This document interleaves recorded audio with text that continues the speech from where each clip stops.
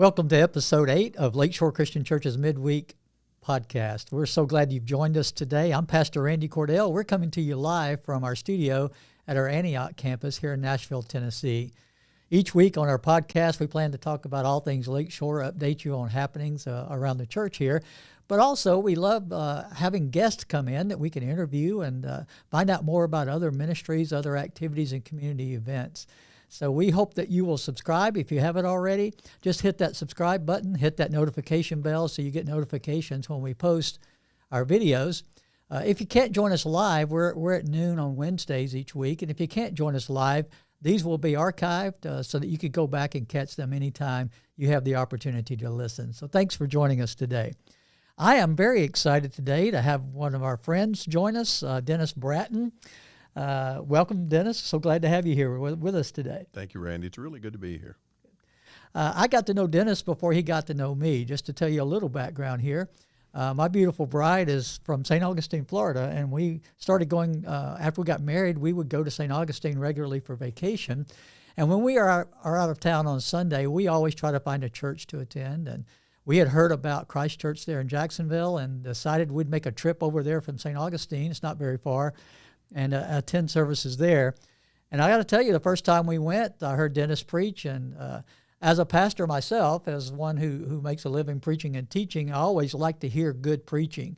And Dennis is an excellent communicator of the word, and we enjoyed our time there. And even though we tried to visit other churches too in the area, we would often go back to Christ Church there. Dennis, you served there a long time. How long were you there? I was there 32 years. Wow. I was able to see a lot of growth. I was able to raise my family there, and that's always good to stay in one place. And the church became a multi-campus congregation, and it was just a very enjoyable ministry. You did an excellent job there over the years. God used you and your family in some powerful ways there to really impact the kingdom. And that impact continues. You left it in good shape, and it was very healthy and continues to impact in great ways. So thank you for your service there. I want people to get a chance to know you a little better, too. Tell us where you're from, where you grew up, where you went to school, those kinds of things. Brenda and I grew up in Illinois. We both went to school in Cincinnati, Ohio, and then back to Illinois for 2 ministries. And then in 1978, I was asked to come to Mandarin Christian Church in Jacksonville, Florida. It was a congregation of about 120 people, and really in the woods. My wife said, "You never told me we were going to be missionaries." Very country people, but the community was changing, it was growing, and we were fortunate to serve a growing congregation during that time. Fantastic. And I know that as you began that transition to retire from that role, I knew, just knowing your personality, that was not when God was going to be done with you yet. You had plenty more in the tank for God to use, and I know it led to a transition where you began, you and Brenda together founded CORE. Tell us a little bit about that process, what led you to CORE, to establish that ministry, and to Nashville, to this area. The first Monday morning after I'd preached my last sermon, the church had said, "You can keep your office, keep your secretary." And I went into the office, and I really didn't have anything to do. I was retired, and it didn't take long to decide I needed something to retire to. Right. We had begun working with our missionaries in a more personal way several years before. I took a trip to India to visit one of our missionaries, first time I'd ever been out of the country, actually.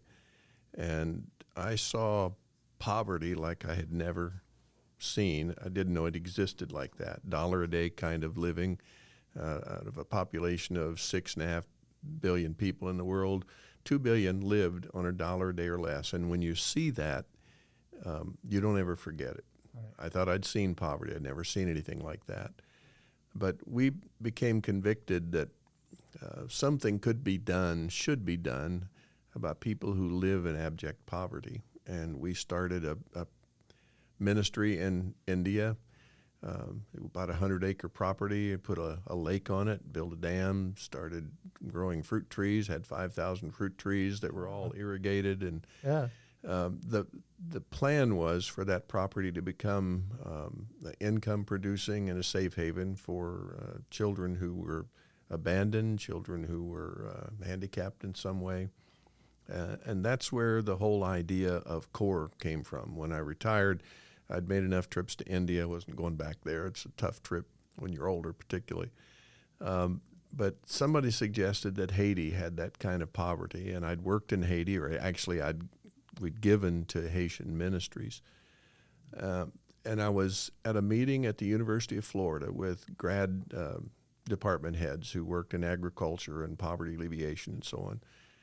And the question was, is there something that works to actually alleviate poverty other than just handouts? And one of the professors mentioned a project in Bangladesh. Looked that up. It was smallholder poultry enterprise. Yeah. And so I did. I looked it up, and surely it was a grant that was given, and women mainly who were just incredibly impoverished began the whole chain of poultry business. So I was fortunate to have a couple of good friends who had worked with me in India.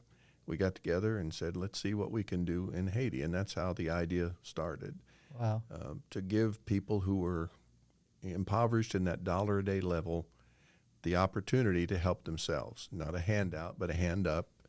And we began to develop an agricultural program for CORE. First it was broilers, but inflation hit Haiti, and very few people could afford a $4 or $5 chicken. So we went to layers and eggs several years ago. Right. And that's worked a lot better. And we've gotten good customers. We provide a school system in Central Plateau, 40,000 eggs every week. Wow. An egg a day for 8,000 kids. And we're expanding that, continuing to grow that. And so it gives farmers the opportunity to have an income. It gives kids an opportunity to start their day with a meal that they normally don't get. Yeah. And it's given us a great opportunity because all of these schools don't care as long as we provide the egg. They don't care if we want to come in and teach the kids about Jesus. Yeah, what a great open door for you there. It is. And all the way through from the beginning, we have 5 Haitian preachers who are on our team, and we've done discipleship training for all of our farmers and all of their family members. And then because in these little villages, there's nothing to do. There's maybe one television. And so other people would come and listen. And so the organic process has led to now planting 2 churches in the last year. Fantastic. And one of those churches, New Hope, is the newest. And last Sunday they had over 200 people. Wow. They don't have a building. They meet out in 90-degree weather outside. And yeah, all you people complaining about it too cold or whatever at our services, you need to listen to that. So, and their services don't even get started until the second or third hour. So right. They're an all-day-long process, aren't they? They are. Man, I love hearing about this. I know you have shared some of it with me before, but I love getting the updates too. How did you end up coming to the Nashville area? And then I want you to take a moment to talk about the actual name for the foundation, CORE, where that came from. Yeah. We were living in Florida, thought we would just stay there. I mean, what's not to like? Most people retire to Florida. Right. But one of our sons was transferred to Nashville, and we were visiting with him. And there was a community up there that we found a house that had been abandoned, and we made an offer to the bank that owned it. And I think it was almost 4 months after we made the offer, they called and said, okay, we'll take it. Wow. And so it needed a lot of rehab, and we needed something to do, so we bought the house and thought a couple of years later we'd probably go back to Florida. But we just fell in love with Middle Tennessee, and we're here to stay. We love it here. That's great. One of the things I love about Dennis and Brenda, too, is their heart for hospitality. Shortly after you got in the home and got settled and got some of the work done, you had a group of pastors, I was included, to come out to the home and get to spend some time with you, get to know more about you and about CORE, but just your hospitality, your willingness to try to encourage the other pastors in the area. I appreciated that very much. Thanks for opening up your home to us. Those were good days. We had several groups that came in for mentoring classes and got to meet some great guys and build some good connections, and we really enjoyed that. And I love having you here in the area. I've called on you a couple of times to give me counsel and advice and some mentoring along the way. And I respect you and your experience, and you've helped me by pouring into me in that way. And I just want to thank you. I've thanked you before, but I want to thank you for our listeners to hear that too, because you have a heart for other pastors, and that means a lot. No, I appreciate that, Randy. And I appreciate Lakeshore. Lakeshore has been helpful to us. You've sponsored a couple of Mother's Days programs, twice as strong. 98% of our farmers are women, right, and most of them are single mothers. And what's been fascinating is to watch those moms be able to afford to get their kids into school. There's no free public education in Haiti. And to be able to clothe their kids, be able to provide them meals. And one of the neatest things is you'll go visit them and to see their farm, their chicken coop, and their business, and they'll say, we're building a house. And you look around and you say, where? And they'll point to a stack of concrete blocks. Right. And when they have a little extra money, they buy another block and they put it over here. And when they get enough for the first round of blocks, that's how they say, I'm building a house. And the women have benefited from this. They're a lot better farmers than the men. They're a lot more responsible for the men. Men make some money, they go and buy a scooter or something. The ladies take care of their kids, and it's been great. But we appreciate your help and your friendship with the ministry. Thank you. Let's talk a little bit about the nuts and bolts. If you've got someone in Haiti that they identify as potential to do this, what would be the process? How would they go through it? Well, it used to be that we had American teams that went over. There are very, very few Americans still working in Haiti. It's just not safe now. Right. And so we depend on our staff. Our staff have been with us for the entire 10 years, almost all of them. And when we are adding 10 more farmers, we wait till we have the orders for the eggs. You got to be able to sell them. When we have the order, then we'll ask them to go identify more people to be farmers. We don't say just women, but they've learned the women take it seriously. But they'll train them, and the Haitian training is almost comical to an American. We don't understand the Creole, but they're very emotional. And if they don't understand or they disagree, they speak up. And the fellas that do the training have really gotten good at it. And they prepare them for what's going to be required. And then they build a coop, and we have a man that has a team. We love to use Haitian materials and Haitian labor. Right. And they come in and they help the farmer build a team. He has to dig the foundation and a little sweat equity. We try our best not to do handouts. We want them to earn this. It's their business and feel the pride of ownership. But they build a coop, and then we'll bring the first chicks to them. If it's layers, or broilers, we don't do too many of those anymore. We do mostly the chicks that are old enough to start laying the eggs, and they go into business. Yeah. And it really is fascinating to see the sense of pride that they have. Our trainers are very good about saying this comes from Jesus. This is Christian people that are helping you get started here. Right. And they're very thankful when you go and talk to them. It fills your heart with their joy at having this opportunity. Right. One of my favorite pictures is a picture of, we used to have a fat chicken contest. Fat chicken contest. Broilers. Right. And when they'd have their annual meeting, each of them would bring their fat chicken and they'd weigh it. And it was really a big thing. And the winner, I think it was the second year we did it, was a lady. The first time a lady had won. Uh-huh. And she stood to get her picture taken holding her chicken. And if you zoom in on it, you can barely see it. But her daughter is standing behind her and kind of peering up at her mama. And I thought, poverty has a next generation. Yeah. And this little girl seeing her mama successful at her own business, it just, things like that are really heartwarming. Yeah, the hope that was planted in that little girl's heart, Yeah. seeing her mom doing that. Yeah, Hope changes everything. it does. Man, that's great. I love it. Is it still working today where you're able to, is it where you fund up front and then they pay back? Is that still the process that you're working with, or how's that working today? Not really. Yeah. That's what we started out doing. Right. The problem with that, the bookkeeping, the handling of money back and forth, Right. became more and more difficult. Mm-hmm. So what we do now is the farmers start out as contract growers. Okay. Yeah. And as it goes along, they take ownership of their own building or of their own business. There are no banks that, in fact, one of our ladies, we took her to a bank, first time she'd ever been inside one, to start a savings account. It's all a new concept to them. They don't understand it.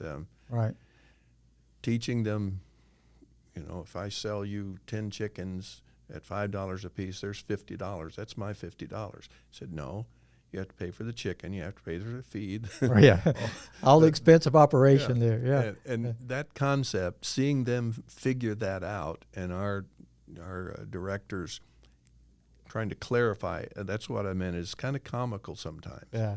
But they grasp it after time, and they become good business people. They're pretty sharp, and they'll expand their businesses. We now have added high tunnel farming, and we're growing. We've just finished our first round of cucumbers. Oh. And they don't eat cucumbers in Haiti. They'd never seen a cucumber. Really? I have pictures of little boys holding it thinking, what is this? They wouldn't eat it until our guys cut it and showed them you can eat it. But now they all want cucumbers. And so we're starting the plants and then taking them and using the egg fertilizer and the egg shells, and they're growing now their own farms. We're adding tomatoes right now and eggplants. And Wow. So they're adding that to their business, and they keep enough.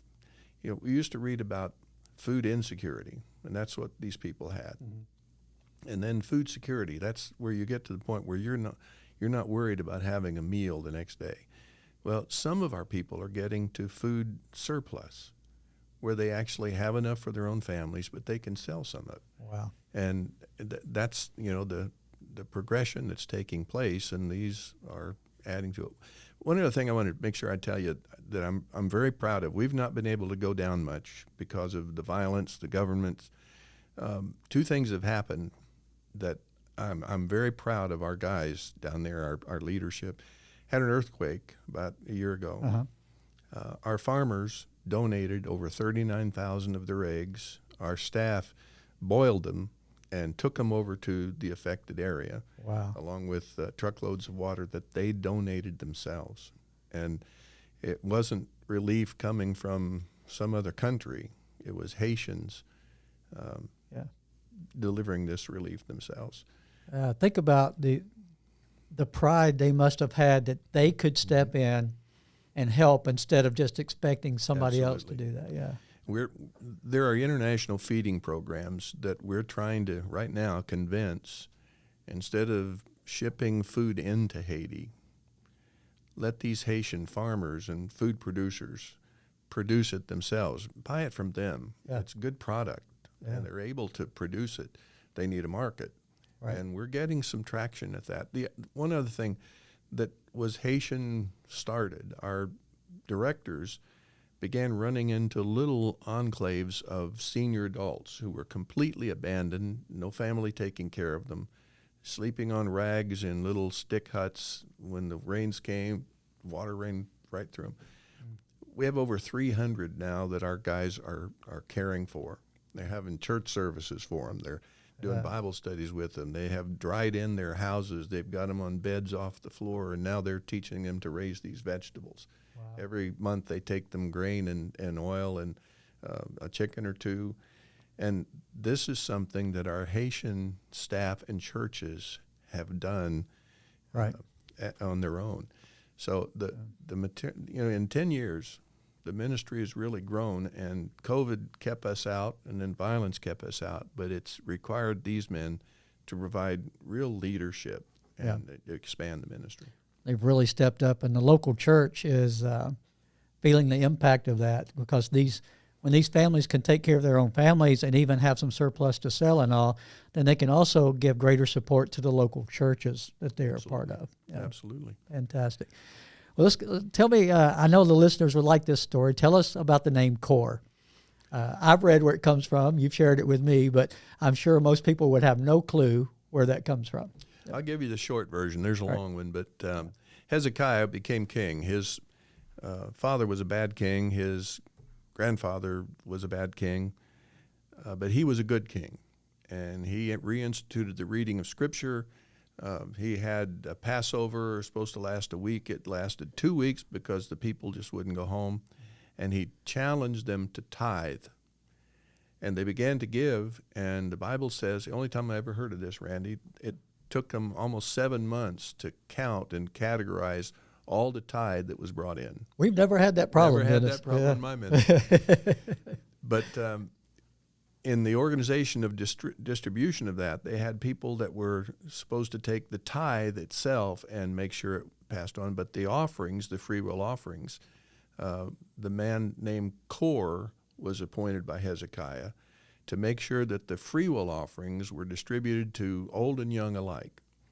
And we took the name CORE, just picked it out of that obscure Old Testament scripture, and use it as an acrostic. K is what motivates what we do, kindness, the touch of Jesus in a practical way. O is opportunity, R is resources. If you're in poverty, what do you have to get out of poverty? Opportunity and resources. Right. Same thing in Haiti. And E, it stands for evangelism, for enterprise, and for education. And we are a Christian organization. We're baptizing a lot of people. Our churches, the church I mentioned is up to 200 now. They've baptized almost 30 people. That's great. We've baptized some of our senior adults who'd never heard Bible stories. Wow. And but education, we do a lot of education. The 8,000 school kids that we're feeding, we just purchased thousands of books that are coloring books, The Life of Jesus. Yeah. And all summer, our staff is doing vacation Bible schools, so they're not school, they're still getting their egg each morning. Uh-huh. And we're teaching them about Jesus. Wow. And so we think there are more church planting opportunities that are coming as they continue to do this kind of discipling. Absolutely. Well, I know we've got listeners that may want to get more information or even look at possibly helping with some support. What would be the best way for them to take that next step if they wanted to get a little more involved with this? Easiest way is to go on our website. It's KORE Foundation.org. Right. And there are lots of ways to give, helping our senior adults, that ministry, we're funding that now. The 2 church plants, that was something that was not planned budget-wise, and so we're looking for partners to help with that and to plant some more churches. That, to me, is the most exciting thing that's happening, and it's just happening organically. Yeah. But anybody who wanted to partner with us, and the churches, you guys have done the Mother's Day promotion. Yeah. Just there are a lot of ways to help, and all help is much appreciated. All right, I think we've posted that in our show notes today with that website. So go there, click on that website, get information. I'm sure you can email and contact them if you need to get more. They'll be glad to help you out. Dennis, it's been a joy. I know we could talk longer and longer. We got 2 preachers sitting here who could talk for a long time. Yeah. But our time is running a little bit short. I want to thank you again for coming in today and sharing with us.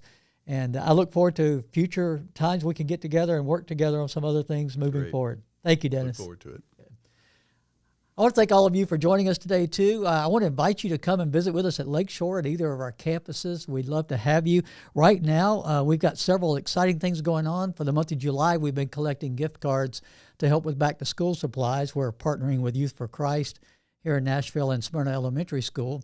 They've identified families and teachers that could use some help.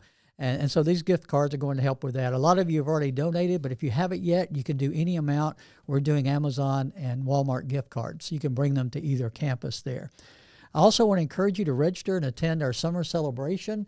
We've rented a camp that's between our 2 campuses there in Laverne. It's called Camp YI.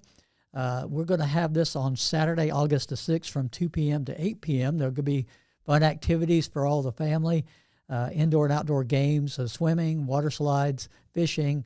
We'll have dinner in the dining hall there and close out the day with a campfire devotion time. But you need to register in advance so we know how many to plan for. So you can go to our website at lakeshorechristian.com or go to either a campus kiosk out in the lobby of either campus and register there. Sunday, August the 7th, we're going to be doing Teacher Appreciation Sunday. We want to recognize and thank and pray over our teachers as the new school year gets started. We appreciate all the hard work you do. It's a challenging job, and we know that you need the support of your church families, and we want to give you that. So if you are a teacher that attends Lakeshore, we want to be sure you're included. Be here that Sunday, and we'll recognize you and celebrate with you and pray over you. If you're new to Lakeshore, we want to invite you to come to our welcome lunch. It's coming up on August the 21st at both campuses. At the Smyrna campus, it'll be after the 10 o'clock service, and at the Antioch campus, it'll be after our 11 o'clock service. It's a great time for you to learn more about the church, ask any questions you might have, meet some of the staff. We provide lunch for you, and childcare is available if you need it, but you need to register in advance. There's no cost to you, but please register. And as you register, there's a menu option for you to choose which meal you would like for us to provide for you. If you go ahead and do that, we'd be happy to have you here for our welcome lunch. Of course, we want you to join us on Sunday mornings as well. We're in a series right now called Wisdom for the Ages. And this Sunday, we're going to be talking about how we need to allow wisdom to rule over our emotions. If we're just emotionally driven to the point that our emotions are controlling us, it can get us into big trouble. In Proverbs 3, verse 5 to 7, it says this: "Trust in the Lord with all your heart. Lean not on your own understanding. In all your ways submit to him, and he'll make your path straight. Do not be wise in your own eyes. Fear the Lord and shun evil." It's wise to listen to God, even when your emotions may be telling you something different. His wisdom is never going to lead you the wrong way, whereas your emotions can easily lead you down the wrong path. So I hope you'll join us and learn more about that this Sunday. We encourage you to invite family, friends, co-workers, neighbors to come and join us as well as we continue to connect, grow, and serve here at Lakeshore Christian Church. Thank you for joining us.